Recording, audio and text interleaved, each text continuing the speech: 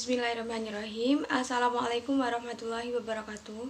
Perkenalkan, nama saya Siti Alfi Khairunafiah, NIM E 2019-2192. Di sini saya akan mereview materi untuk memenuhi tugas UTS dari Bapak Dr. Abdul Nafis LC.MEI, yaitu saya akan mereview 3 materi. Yang pertama yaitu tentang sejarah peradaban Islam sebagai ilmu pengetahuan.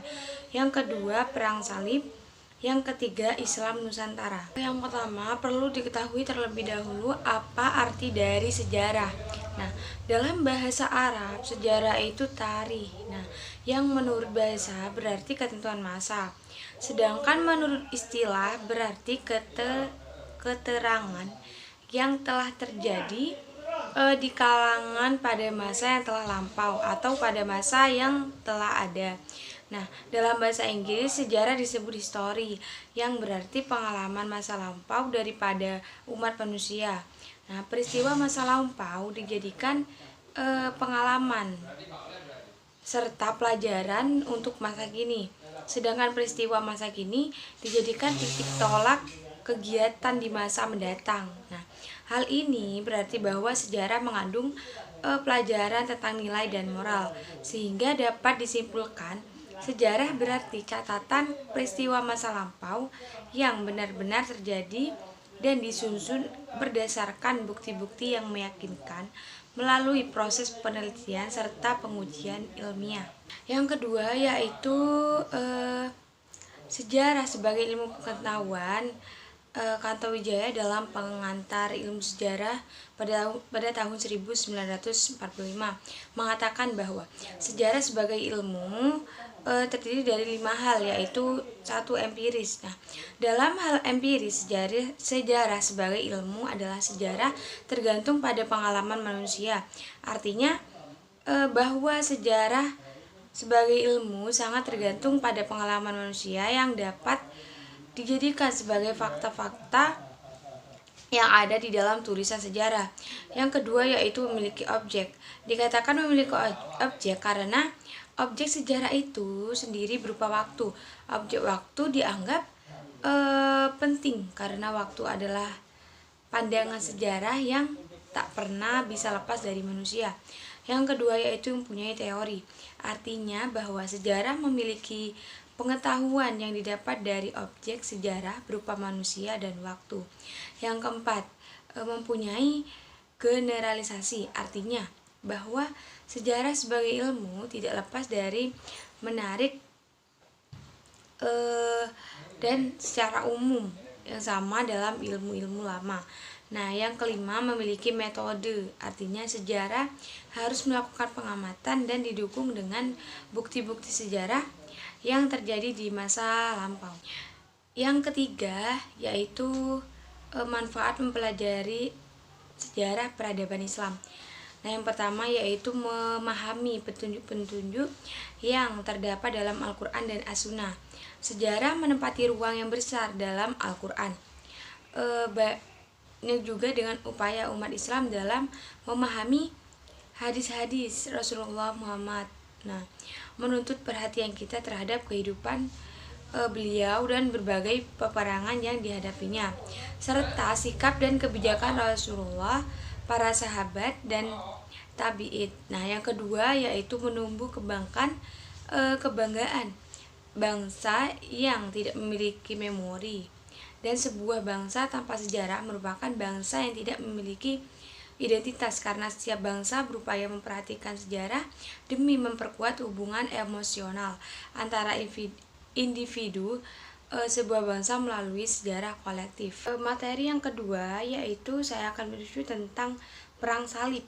Nah, perang salib adalah gerakan umat Kristen di Eropa yang memerangi umat Islam di Palestina.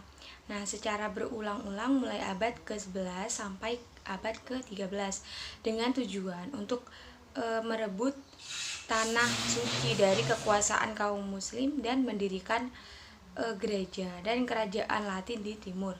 Nah, dinamakan perang salib karena setiap orang Eropa yang ikut bertempur dalam peperangan memakai tanda salib pada bahu. dan panji-panji mereka. Nah, perang salib pada hakikatnya bukan perang agama, melainkan perang merebut kekuasaan daerah. Nah, hal ini dibuktikan bahwa tentara salib dan tentara muslim saling bertukar ilmu pengetahuan. Adapun yang kedua yaitu faktor penyebab terjadinya perang salib. Nah, yang pertama faktor agama. Pada tahun 1009, Khalifah Bani Tatrimiyah Al-Hakim bin Amar, Allah memerintahkannya.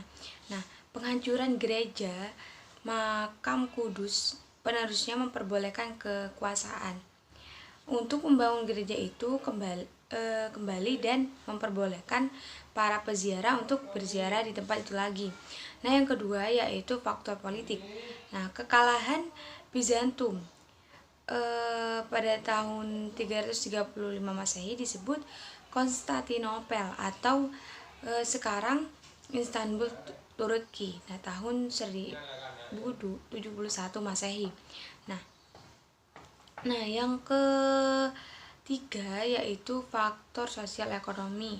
Nah, pedagang-pedagang besar di pantai timur Laut Tengah, terutama yang berada di kota Venezia, Genoa, dan Pisa, berambisi untuk menguasai kita dagang di sepanjang pantai timur dan selatan Laut Tengah, sehingga rela menanggung sebagai dong perang salib. Nah, apabila pihak Kristen Eropa menang, mereka menjadikan kawasan itu sebagai pusat perdagangan mereka, kaum bangsawan dalam kesatria dan rakyat jelata. Selanjutnya yaitu akibat dan dampak perang salib. Nah, perang salib pertama melepaskan gelombang semangat perasaan paling suci sendiri yang di ekspos dengan pembantaian terhadap orang-orang Yahudi yang menyertai pergerakan tentang salib melintasi Eropa dan juga perlakuan kasar terhadap pemeluk Kristen Ortodoks Timur. Materi ketiga yaitu di sini materi tentang Islam Nusantara. Nah, yang pertama periodisasi peradaban Islam. Nah, perkembangan peradaban Islam sejatinya dimulai sejak hijrahnya Rasulullah SAW dari Mekah ke Madinah. Nah, di Madinah Rasulullah SAW mengawali pengembangannya dari sisi ekonomi. Nah, hal pertama sekali yang dilakukan beliau ialah mempersembahkan kaum muhajirin dan ansor. Nah, setelah itu barulah mulai dibentuk Baitul Mal serta pasar-pasar berfungsi. Nah, saat menunjang kaum muslimah dalam bermuamalah. Nah, perkembangan peradaban Islam berlanjut hingga masa Al-Khulafaur Rasyidin atau 4 khalifah setelah Rasulullah. Nah, yaitu Abu Bakar, Umar bin Khattab, Utsman bin Affan, Ali bin Abi Thalib. Selanjutnya periode klasik. Nah, 1. Masa kemajuan Islam. Khulafaur Rasyidin, Abu Bakar menjadi khalifah pada tahun 632 Masehi, tetapi 2 tahun kemudian meninggal dunia. Masanya yang singkat banyak dipergunakan untuk menyelesaikan perang Riddah yang ditimbulkan oleh suku-suku bangsa Arab yang tidak mau tunduk lagi ke Madinah. Yang kedua yaitu masa disintegrasi dalam bidang politik sebenarnya telah mulai terjadi pada akhir zaman Bani Umayyah, tetapi memuncak di zaman Abbasiyah, terutama setelah khalifah menjadi lemah di dalam tangan tentara pengawal Turki. Nah, disintegrasi dalam lapangan politik membawa pada disintegrasi dalam lapangan kebudayaan, bahkan juga dalam lapangan agama. Nah, perpecahan di kalangan umat Islam menjadi besar. Yang terakhir yaitu periode pertengahan. Nah, 1. Pada masa kemunduran. Pada masa kemunduran ini desentralisasi dan disintegrasi dalam dunia Islam meningkat. Pada zaman ini pula terjadi kehancuran khalifah secara formal. Islam tidak lagi mempunyai khalifah yang diakui oleh seluruh umat sebagai lambang persatuan, dan ini berlaku sampai kemajuan Utsmani mengangkat khalifah baru di Istanbul pada abad ke-16. Nah, yang kedua pada fase kemunduran. Nah, sesudah Sulaiman al-Kanuni, kerajaan Utsmani tak lagi mempunyai sultan-sultan kenamaan. Nah, kerajaan ini mulai memasuki fase kemundurannya pada abad ke-17 Masehi. Pada masa ini, kekuatan militer dan politik umat Islam menurun. Dagang dan ekonomi umat Islam dengan hilangnya monopoli dagang antara timur dan barat, dan tangan mereka jatuh. Nah, yang keempat yaitu periode modern. Nah, periode ini merupakan zaman kebangkitan Islam. Nah, ekspedisi Napoleon di Mesir yang berakhir pada tahun 1801 Masehi membubarkan masa dunia Islam, terutama Turki, akan kemunduran dan kelemahan umat Islam di samping kemajuan dan kekuatan Barat. Nah, raja dan pemuka-pemuka Islam mulai berpikir dan mencari jalan untuk mengembalikan balance of power yang telah pincang dan membahayakan Islam. Mungkin itu saja review 3 materi yang telah saya sampaikan. Apabila ada salah kata, saya mohon maaf. Wabillahi taufiq wal hidayah. Wassalamualaikum warahmatullahi wabarakatuh.